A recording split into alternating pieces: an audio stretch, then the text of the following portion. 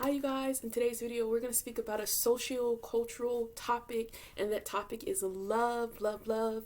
And the reason why I consider love to be like a social topic, socio-cultural topic, is because it's universal and it impacts our society both culturally and socially. But before we dive deep, I want to share a drama that I literally just finished watching, and it's called Records of Youth. It's I think the word record is singular, so Record of Youth or Records of Youth. I think it's plural. Anyways, it is a great drama. The reason why I think that it is such a great drama is because the female lead character, she is dating this very attractive model turned actor, and he's a good guy. He fits this fairy tale kind of relationship where he's good, he's loyal, he tries his best, but she breaks up with him. And the reason why she breaks up with him is so that she can basically heal from a toxic relationship with her parents growing up, because her mom wasn't very wasn't a good parent. And so she had to decide, you know what, I want to break up, not because of you, even though you are perfect, you hadn't done anything wrong, but she broke up with him because she needed to grow and learn what love really is. And I find that you don't really find a lot of dramas like that. And this is what really draw me into this drama, is because the female lead, her character is different than most dramas. She has this very I know what I want personality, but she's willing to learn and grow. And so I brought this drama up for a reason. It's because it made me think about just love in general, right? So in this drama, her mom divorced her dad when she was younger, and the character said that she had to basically had to be responsible as a child, trying to be considerate of her mom's feelings and emotions, and then also be considerate of her dad's feelings and emotions. And so that impacted the way that she viewed relationships, marriage, love, career. And so it's so interesting that I start watching this specific drama at this time, because I feel like I'm in a similar boat. It's so interesting. Like her character resonates so much with my real life. And so okay, so now that we kind of did a synopsis of that drama, let's bring it to real life. The closest people that we have when we're younger, and the people that we learn the most from when we're younger are our parents, right? And then our siblings. And I wish I had like a board, because then I'll draw some things on the board to get you to understand how love really shapes our society and our culture, and really everything that we do. And so so the way that your parents define love is going to impact I don't know why I said impact sorry, impact the way that you grow up and think what love is. Does that make sense? And so we have parents raising kids up based upon their definition of love. And then those kids, because they've been conditioned, they will raise their kids up based upon their parents' definition of love. Even if it's not 100% the same, there will be percentages of what they learned carried over to their nuclear family once they get married and have children, unless they reach a moment, just like the lead character in the drama Records of Youth and me and my life in 2020 and 2021, where you realize, wait, I need to know what love is, because what I thought love was isn't, for me at least, what Jesus would consider love to be. And I had to learn that even though we have parents and we have friends and we have siblings and we know that they care about us and want the best for us, that what they're doing, I was going to say that feeling, and I'll explain this shortly, but what they're doing and even if what they're doing is from a good place, it doesn't mean that it's love. And I had to learn how to disassociate what I thought love was from what I was taught when I was younger. And that's why I said this drama is kind of like, it's crazy how similar it is in the past year or so of my life, of what I'm just learning about love. And so someone can care for you and think that they're doing the best for you, when in fact they can only love you based upon what they believe love is. So if a lot of people think that they love you, but they don't realize that they've been loved, their definition of love, by a toxic parent or a toxic friend or a toxic partner, and because of that repetitiveness in their life, they associate toxicity to be love, when really, no, it's not love. It's people doing things based upon what they've been taught, not realizing that it's not love. It's fear, can be for selfish reasons. And I had to learn how to disassociate what I was raised to believe love was with really what love is. And that was really hard. It was really hard. It was really, really hard, because, and it's hard, it would be hard for anyone. There's a lot of people who may watch this and may not even realize that the culture and the family structure that they were raised into is not healthy, and that it is not with the motive of love, but maybe with the motive of fear. And so, like I said, the closest people that we have growing up, and who teaches us not only like a student relationship in a class setting, but teaches us about life and friendships and decisions, will be our parents and our siblings.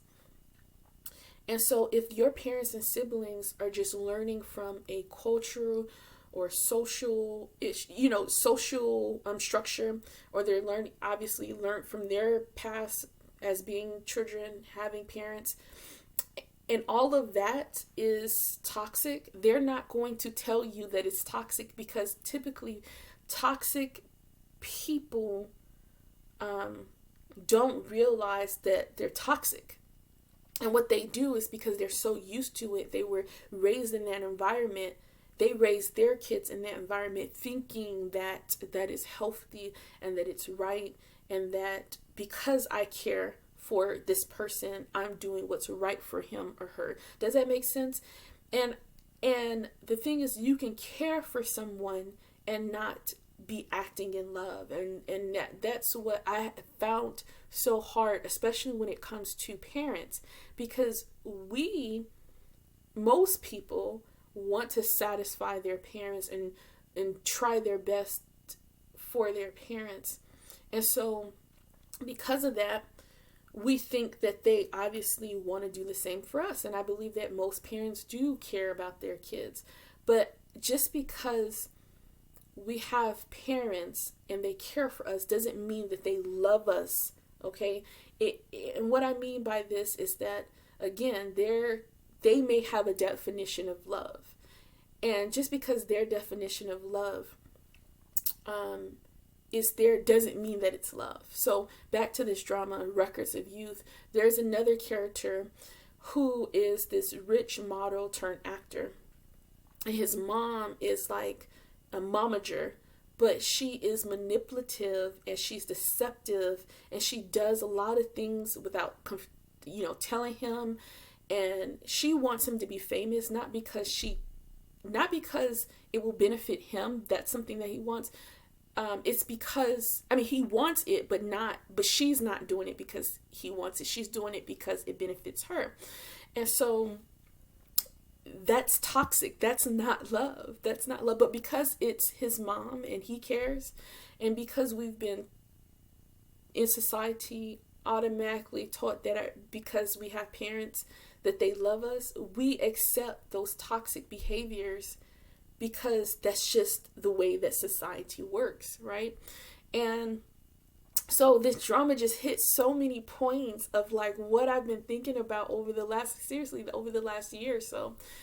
And so that's example of how like we can just say, okay, because my mom went out, using this drama as an example with this model turned actor in this drama and his momager who is deceptive and manipulative, we can say, okay, she's doing this, sneaking behind his back and doing different things because she just wants the best for him, because she loves him, because she wants him to make, the best decisions. But that again is fear and it's selfishness. It's not love. And we have to disassociate ourselves, not with our parents, but with their misdefinition of what love is. And a lot of times, again, this is a cycle. It's a generational thing. And someone, hopefully in your family, will be wise enough to reckon that those actions are not truly what love is. Now, I'll tell you what love is, and I believe it's in 1 Corinthians chapter 13, verses 4 through 11. Love is patient, love is kind, and the list goes on. So love is basically an action, right? But when we act and we do things for people, we don't do it because we expect an investment in return. So that's what the biblical definition of love. Now, I'll continue and then I'll add on to this thought. When we say that we are doing things because we want what's in the best interest of the person, if we haven't even spoken to the person or heard from the person or heard,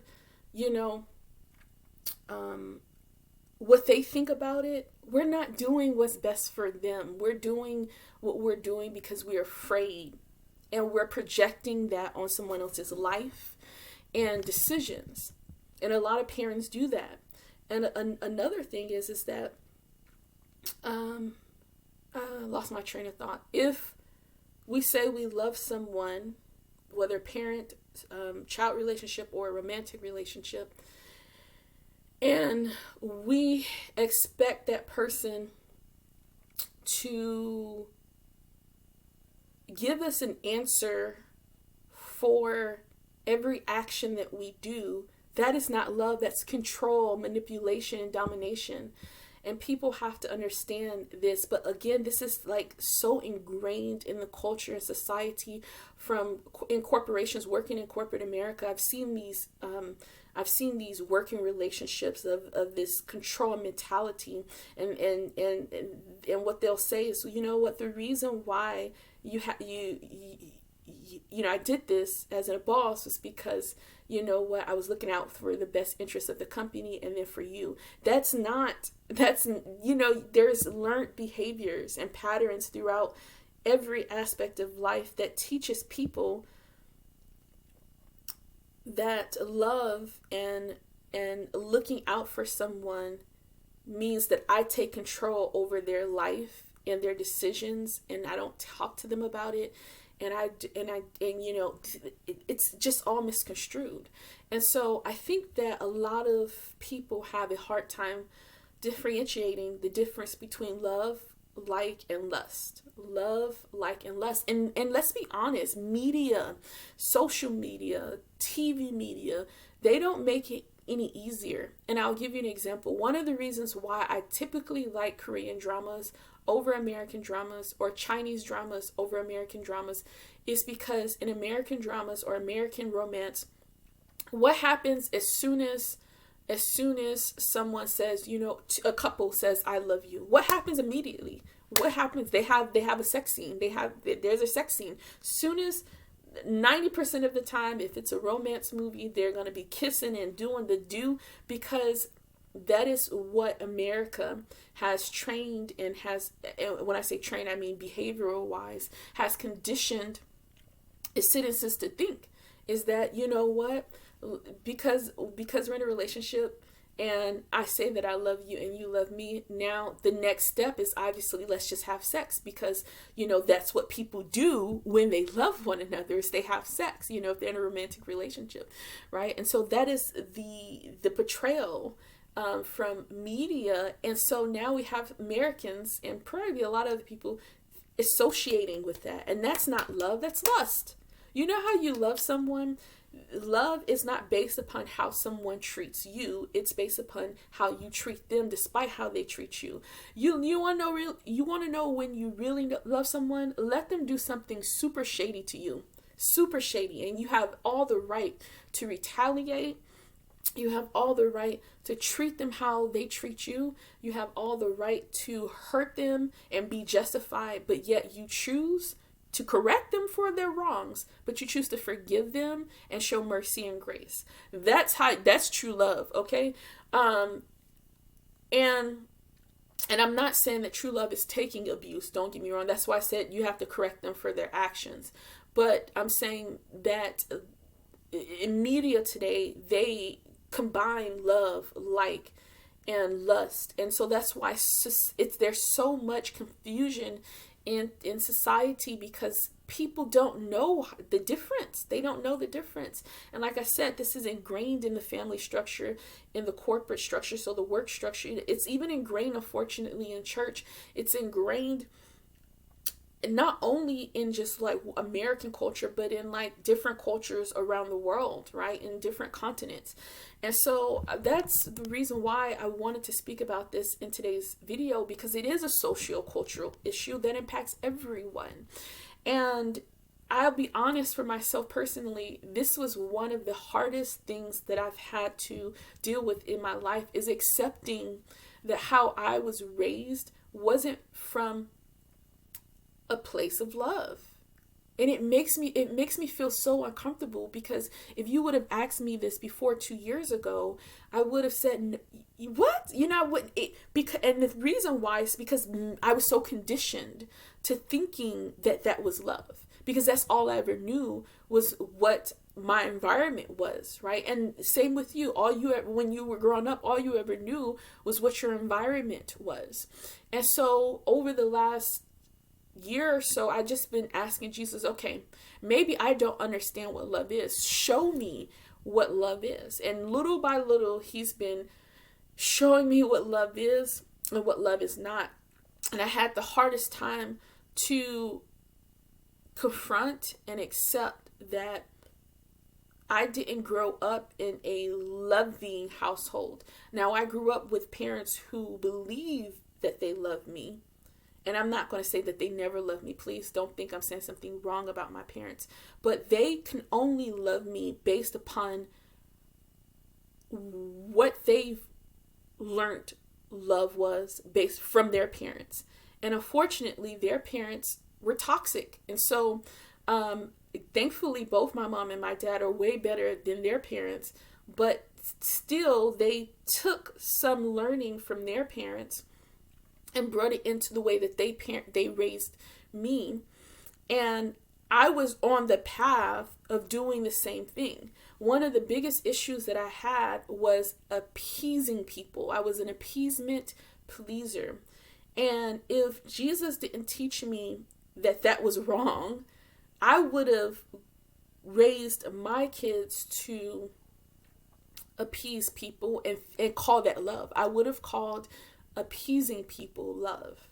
Again, I would have called appease because as a result of the toxicity of how I was raised, I appeased in order to show what I thought I was loving them, but I was appeasing them.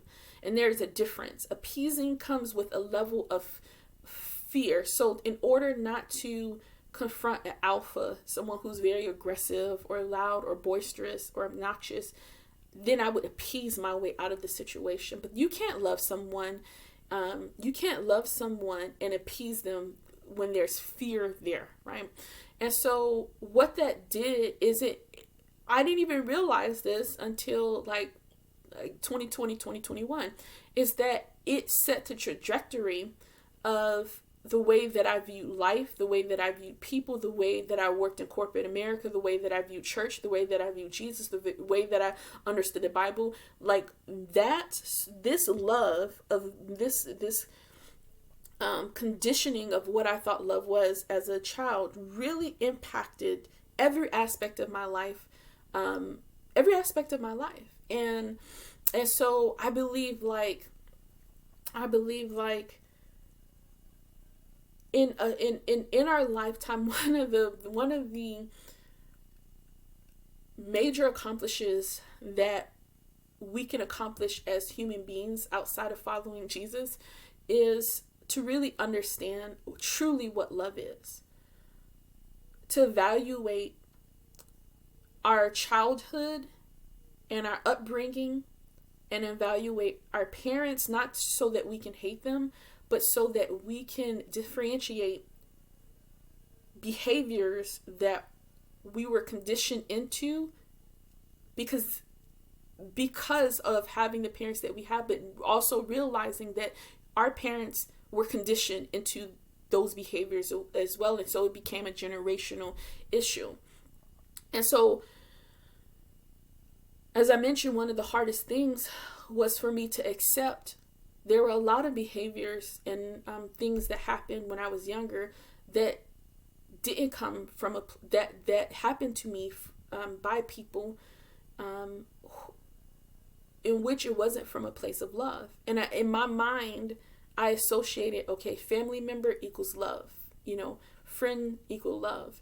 And it's not to say that these people are bad, because what I know to be true is that these people learned their bad behaviors and their bad patterns from their parents, and they never had the same opportunity as me to have Jesus. And they could have, but they just didn't ask Jesus like I did. But they didn't have the same opportunity as me, or didn't take up the same opportunity that I did to just ask Jesus, okay, show me what love is. And I mean, it was hard to accept. And I think it was in my face, but one of the coping mechanisms that I used growing up until recently to cope with bad behavior from people, and specifically family members, is to make an excuse for them. I did that for so long because I thought to myself, no way can someone be evil, like intentionally be evil. And when I say evil, I mean do bad things intentionally, knowing the consequences of their actions and how it will negatively impact someone else's life. That denial and regression was my coping mechanism, because at that moment, I and I didn't realize this then. I realized this recently. Like, I'm telling y'all, Jesus, he hooked me up. I had therapy with him. I mean, he hooked me up. And so I had to just pray and ask Jesus for help, because I cope, having coming up with excuses so that I can cope with the evil that people um, close to me have done intentionally and have no remorse for is not healthy, you know? And so now I feel like I'm free. Like I've moved, I shifted now that I not only acknowledged the truth but accepted the truth. I shifted into a place where, how can I put it? Into a place where I know what love is. And I know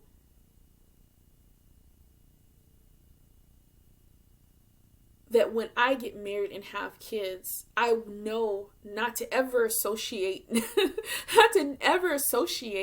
what the behaviors that I learned from my parents into how I raise my kids. Again, my parents, good, not perfect. They did the best that they could from what they understood. And I'm not using this as a coping mechanism. I'm just saying that no one is perfect in this world. This is not to bash my parents, but I accepted. The reason why this is what I'm saying is not a coping mechanism is because I finally acknowledged and accepted that their behavior was bad, and I spoke to them about it. And so I finally felt comfortable to do that, even if it meant that they didn't like it, right? I was at a point, for years, I just wouldn't do that. I just wouldn't do it. So anyways, moving forward, I finally, I just thank God that I didn't get married and have kids because like I said, I would have continued that bad cycle of what I thought love was based upon what my parents thought love was, based upon what their parents taught them what love was. And it just would have been basically like a generational curse, right? And so this drama, Record of Youth, you guys, if you watch dramas with me, we're going to go deep, okay? I just don't keep it surface level. I have to, I was in undergrad, I was a psychology major. I analyze behaviors. There's a lot of things that I think about when I watch dramas. It get real deep. But this is the fun thing about, you can make it educational. This is the fun thing about watching good content, So anyways,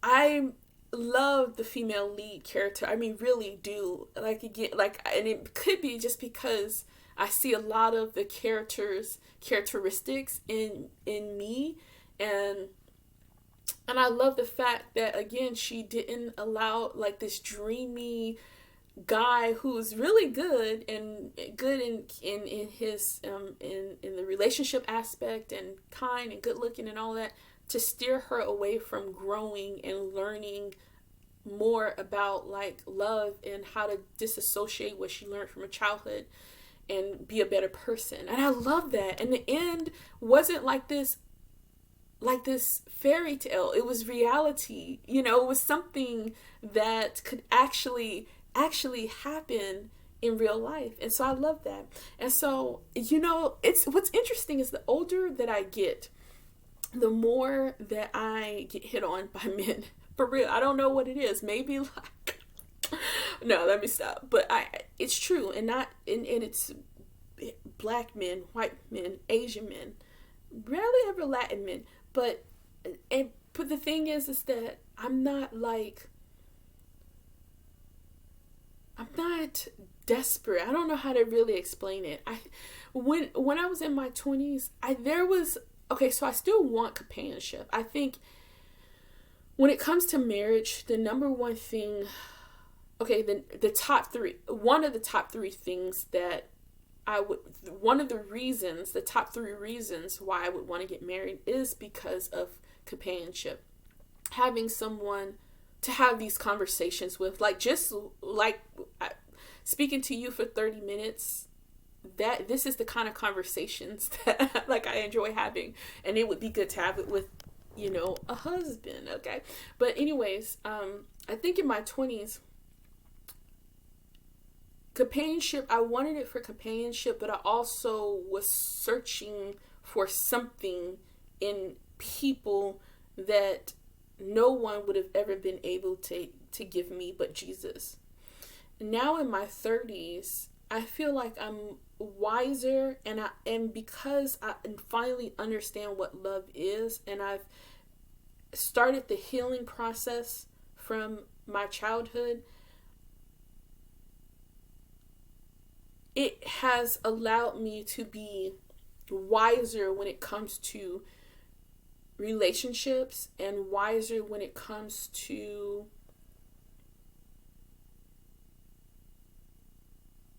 not appeasing in relationships, like,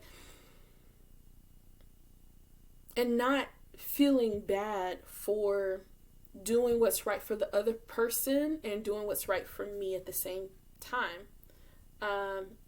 And obviously doing what's right for Jesus first. And so,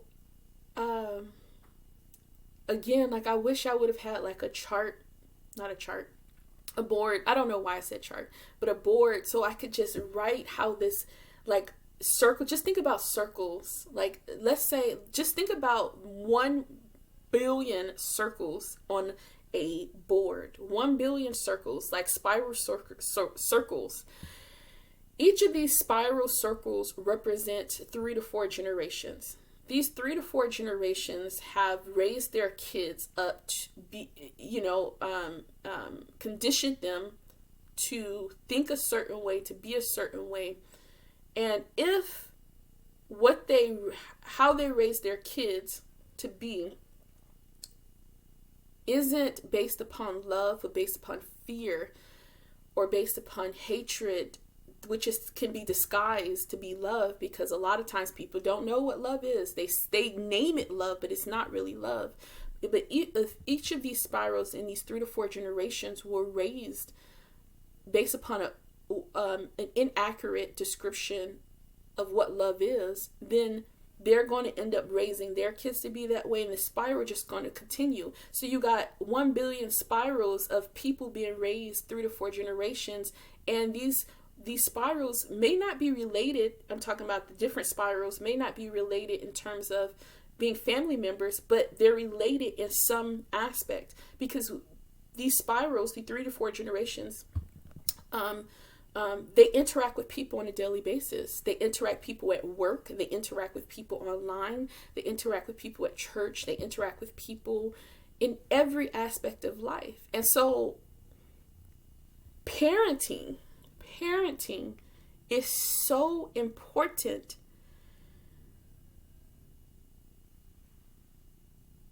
And you know what I just realized?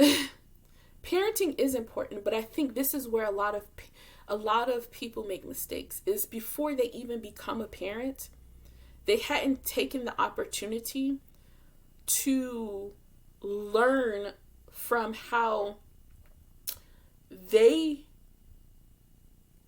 were raised, and then have help on understanding why and how they were raised is toxic, and how to be removed from that. It's like a 3-step process. It's acknowledging that how they were raised was toxic and wrong, accepting it, and then learning how to remove those toxic behaviors that are ingrained in you because of just living in that nuclear family. And I think a lot of times people can acknowledge it, they can accept it, but then they don't learn how to remove those toxic traits. Because I know so many people who can acknowledge it and they accept it, but they don't see that the same behaviors, it may not be like shine bright and focused in. So they have a hard time seeing that they carry those toxic traits in raising their kids or in their relationships. The same ones that they hate, that their parents did,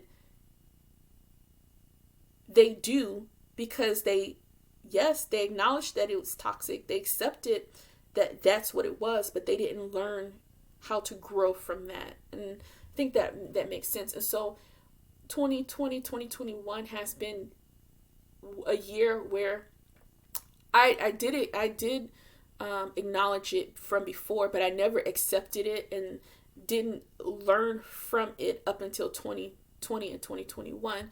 And so Um, lately I've just been thinking about relationships, and I've been thinking about relationships and just marriage and children. And I do want to be married. Like, I do want to be married. And I do want to have kids. But, I think where I am now,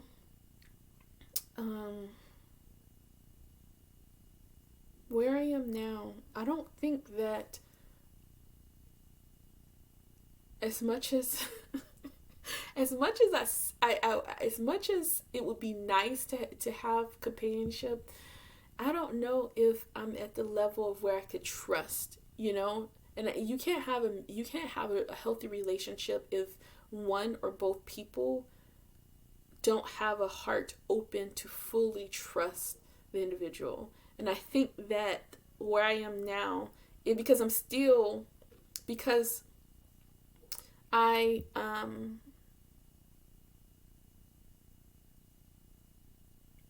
because I'm still learning, and that third